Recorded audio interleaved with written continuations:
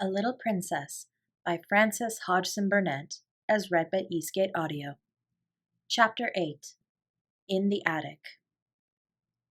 The first night she spent in her attic was a thing Sara never forgot. During its passing, she lived through a wild, unchildlike woe of which she never spoke to anyone about her. There was no one who would have understood.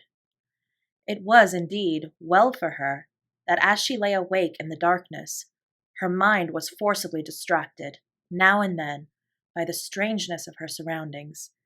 It was perhaps well for her that she was reminded by her small body of material things. If this had not been so, the anguish of her young mind might have been too great for a child to bear. But really, while the night was passing, she scarcely knew that she had a body at all, or remembered any other thing than one. "My papa is dead," she kept whispering to herself. "My papa is dead." It was not until long afterward that she realized that her bed had been so hard that she turned over and over in it to find a place to rest, that the darkness seemed more intense than any she had ever known, and that the wind howled over the roof among the chimneys like something which wailed aloud. Then there was something worse. This was certain scufflings and scratchings and squeakings in the walls and behind the skirting boards. She knew what they meant, because Becky had described them. They meant rats and mice who were either fighting with each other or playing together. Once or twice, she even heard sharp-toed feet scurrying across the floor, and she remembered in those after days, when she recalled things, that when she first heard them, she started up in bed and sat trembling, and when she lay down again, covered her head with the bedclothes. The change in her life did not come about gradually, but was made all at once. "She must begin as she is to go on," Miss Minchin said to Miss Amelia. "She must be taught at once what she is to expect." Mariette had left the house the next morning. The glimpse Sara caught of her sitting room as she passed its open door showed her that everything had been changed. Her ornaments and luxuries had been removed, and a bed had been placed in a corner to transform it into a new pupil's bedroom. When she went down to breakfast, she saw that her seat at Miss Minchin's side was occupied by Lavinia, and Miss Minchin spoke to her coldly. "You will begin your new duties, Sara," she said, "by taking your seat with the younger children at a smaller table. You must keep them quiet and see that they behave well and do not waste their food. You ought to have been down earlier. Lottie has already upset her tea." That was the beginning, and from day to day the duties given to her were added to. She taught the younger children French and heard their other lessons, and these were the least of her labors. It was found that she could be made use of in numberless directions. She could be sent on errands at any time and in all weathers. She could be told to do things other people neglected. The cook and the housemaids took their tone from Miss Minchin and rather enjoyed ordering about the young one who had been made so much fuss over for so long. They were not servants of the best class, and had neither good manners nor good tempers, and it was frequently convenient to have at hand someone on whom blame could be laid. During the first month or two, Sara thought that her willingness to do things as well as she could, and her silence under reproof, might soften those who drove her so hard. In her proud little heart, she wanted them to see that she was trying to earn her living and not accepting charity. But the time came when she saw that no one was softened at all, and the more willing she was to do as she was told, the more domineering and exacting careless housemaids became, and the more ready a scolding cook was to blame her. If she had been older, Miss Minchin would have given her the bigger girls to teach and saved money by dismissing an instructress. But while she remained and looked like a child, she could be made more useful as a sort of little superior errand girl and maid of all work. An ordinary errand boy would not have been so clever and reliable. Sara could be trusted with difficult commissions and complicated messages. She could even go and pay bills, and she combined with this the ability to dust a room well and to set things in order. Her own lessons became things of the past. She was taught nothing, and only after long and busy days spent in running here and there at everybody's orders was she grudgingly allowed to go into the deserted schoolroom with a pile of old books and study alone at night. "If I do not remind myself of the things I have learned, perhaps I may forget them," she said to herself. "I am almost a scullery maid, and if I am a scullery maid who knows nothing, I shall be like poor Becky. I wonder if I could quite forget and begin to drop my H's and not remember that Henry VIII had 6 wives. One of the most curious things in her new existence was her changed position among the pupils. Instead of being a sort of small royal personage among them, she no longer seemed to be one of their member at all. She was kept so constantly at work that she scarcely ever had an opportunity of speaking to any of them, and she could not avoid seeing that Miss Minchin preferred that she should live a life apart from that of the occupants of the schoolroom. "I will not have her forming intimacies and talking to the other children," that lady said. "Girls like a grievance, and if she begins to tell romantic stories about herself, she will become an ill-used heroine, and parents will be given a wrong impression. It is better that she should live a separate life, one suited to her circumstances. I am giving her a home, and that is more than she has any right to expect from me." Sara did not expect much and was far too proud to try to continue to be intimate with girls who evidently felt rather awkward and uncertain about her. The fact was that Miss Minchin's pupils were a set of dull, matter-of-fact young people. They were accustomed to being rich and comfortable, and as Sara's frocks grew shorter and shabbier and queerer looking, and it became an established fact that she wore shoes with holes in them and was sent out to buy groceries and carry them through the streets in a basket on her arm when the cook wanted them in a hurry, they felt rather as if, when they spoke to her, they were addressing an underservant. "To think that she was the girl with the diamond mines," Lavinia commented. "She does look an object, and she's queerer than ever. I never liked her much, but I can't bear the way she is now of looking at people without speaking, just as if she is finding them out." "I am," said Sara promptly when she heard of this. "That's what I look at some people for. I like to know about them. I think them over afterward." The truth was that she had saved herself annoyance several times by keeping her eye on Lavinia, who was quite ready to make mischief, and would have been rather pleased to have made it for the ex-show pupil. Sara never made any mischief herself or interfered with anyone. She worked like a drudge. She tramped through the wet streets carrying parcels and baskets. She labored with the childish inattention of the little one's French lessons. As she became shabbier and more forlorn-looking, she was told that she had better take her meals downstairs. She was treated as if she was nobody's concern, and her heart grew proud and sore, but she never told anyone what she felt. "Soldiers don't complain," she would say between her small shut teeth. "I am not going to do it. I will pretend this is part of a war." But there were hours when her child heart might have almost have broken with loneliness but for 3 people. The first, it must be owned, was Becky. Just Becky. Throughout all that first night spent in the garret, she had felt a vague comfort in knowing that on the other side of the wall in which the rats scuffled and squeaked, there was another young human creature. And during the nights that followed, the sense of comfort grew. They had little chance to speak to each other during the day. Each had her own tasks to perform, and any attempt at conversation would have been regarded as a tendency to loiter and lose time. "Don't mind me, miss," Becky whispered during the first morning, "if I don't say nothing polite. Someone'd be down on us if I did. I means please and thank you and beg pardon, but it doesn't take time to say it." But before daybreak she used to slip into Sara's attic and button her dress and give her such help as she required before she went downstairs to light the kitchen fire. And when night came, Sara always heard the humble knock at her door, which meant that her handmaid was ready to help her again if she was needed. During the first weeks of her grief, Sara felt as if she were too stupefied to talk.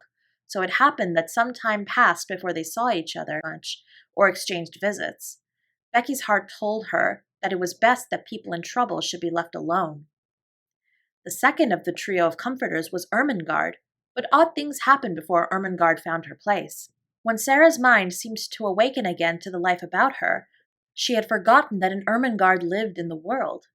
The two had always been friends, but Sara had felt as if she were years the older. It could not be contested that Ermengarde was as dull as she was affectionate. She clung to Sara in a simple, helpless way.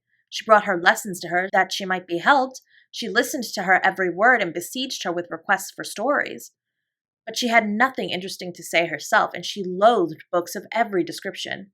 She was, in fact, not a person one would remember when one was caught in the storm of a great trouble, and Sara forgot her. It had been all the easier to forget her because she had been suddenly called home for a few weeks. When she came back, she did not see Sara for a day or two, and when she met her for the first time, she encountered her coming down a corridor with her arms full of garments which were to be taken downstairs to be mended. Sara herself had already been taught to mend them. She looked pale and unlike herself, and she was attired in the queer, outgrown frock whose shortness showed so much thin black leg. Ermengarde was too slow a girl to be equal to such a situation. She could not think of anything to say. She knew what had happened, but somehow she had never imagined that Sara could look like this, so odd and poor and almost like a servant. It made her quite miserable, and she could do nothing but break into a short, hysterical laugh and exclaim, aimlessly and as if without any meaning, "Oh, Sara! Is that you?" "Yes," answered Sara, and suddenly a strange thought passed through her mind and made her face flush. She held the pile of garments in her arms, and her chin rested upon the top of it to keep it steady. Something in the look of her straight-gazing eyes made Ermengarde lose her wits still more. She felt as if Sara had changed into a new kind of girl, and she had never known her before. Perhaps it was because she had suddenly grown poor and had to mend things and work like Becky. "Oh," she stammered. How are you?" "I don't know," Sara replied. "How are you?" I'm I'm quite well," said Ermengarde, overwhelmed with shyness. Then, spasmodically, she thought of something to say which seemed more intimate. Are you very unhappy?" she said in a rush. Then Sara was guilty of an injustice. Just at that moment her torn heart swelled within her, and she felt that if anyone was as stupid as that, one had better get away from her. "What do you think?" she said. "Do you think I am very happy?" And she marched past her without another word. In course of time she realized that if her wretchedness had not made her forget things, she would have known that poor, dull Ermengarde was not to be blamed for her unready, awkward ways. She was always awkward, and the more she felt, the more stupid she was given to being. But the sudden thought which had flashed upon her had made her oversensitive. "She is like the others," she had thought. "She does not really want to talk to me. She knows no one does." So for several weeks a barrier stood between them. When they met by chance, Sara looked the other way, and Ermengarde felt too stiff and embarrassed to speak.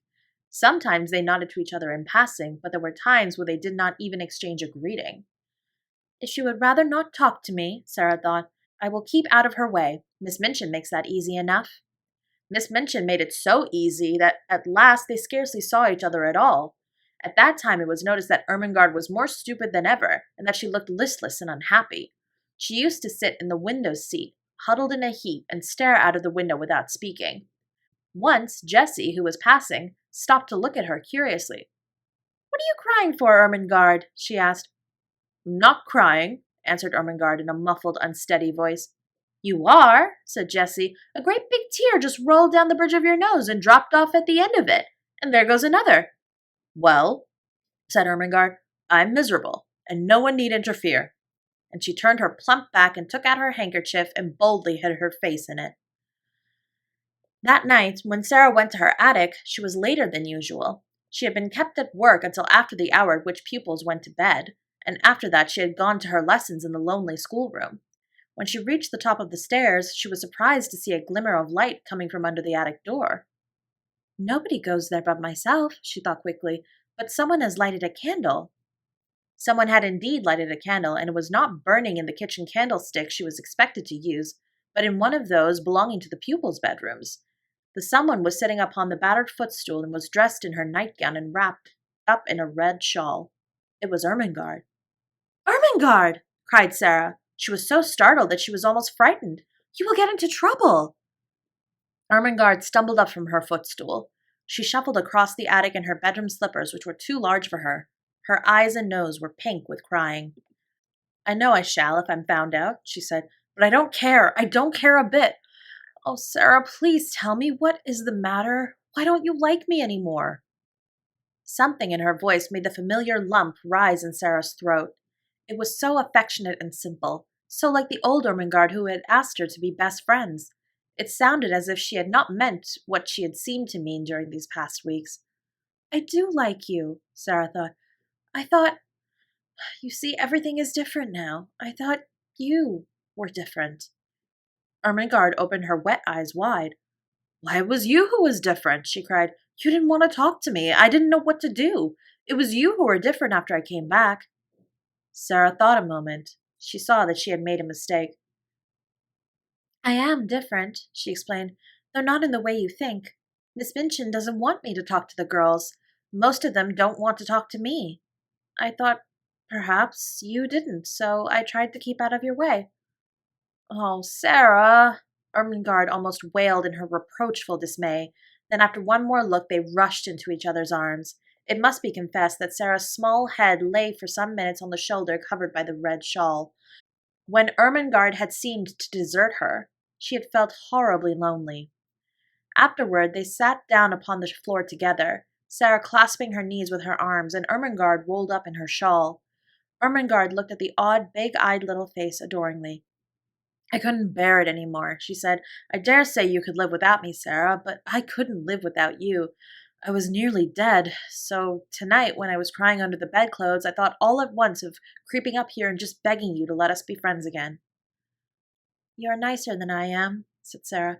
I was too proud to try and make friends. You see, now that the trials have come, they have shown that I am not a nice child. I was afraid they would.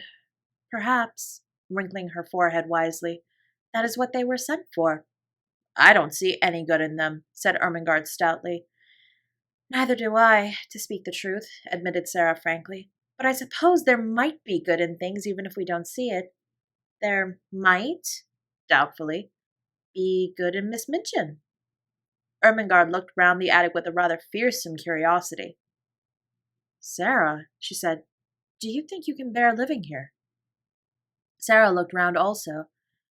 If I pretend it's quite different, I can, she answered, or if I pretend it is a place in a story. She spoke slowly. Her imagination was beginning to work for her. It had not worked for her at all since her troubles had come upon her. She felt as if it had been stunned. Other people have lived in worse places. Think of the Count of Monte Cristo in the dungeons of the Chateau d'If. And think of the people in the Bastille. The Bastille, half-whispered Ermengarde, watching her and beginning to be fascinated. She remembered stories of the French Revolution, which Sara had been able to fix in her mind by her dramatic relation of them. No one but Sara could have done it. A well-known glow came into Sara's eyes. Yes, she said, hugging her knees. That will be a good place to pretend about. I am a prisoner in the Bastille. I have been here for years and years and years, and everybody has forgotten about me. Miss Minchin is the jailer, and Becky, a sudden light adding itself to the glow in her eyes, Becky is the prisoner in the next cell. She turned to Ermengarde, looking quite like the old Sara. I shall pretend that, she said, and it will be a great comfort. Ermengarde was at once enraptured and awed. And will you tell me all about it? She said. May I creep up here at night whenever it is safe and hear the things you have made up in the day? It will seem as if we were more best friends than ever. Yes, answered Sara, nodding. Adversity tries people, and mine has tried you and proved how nice you are.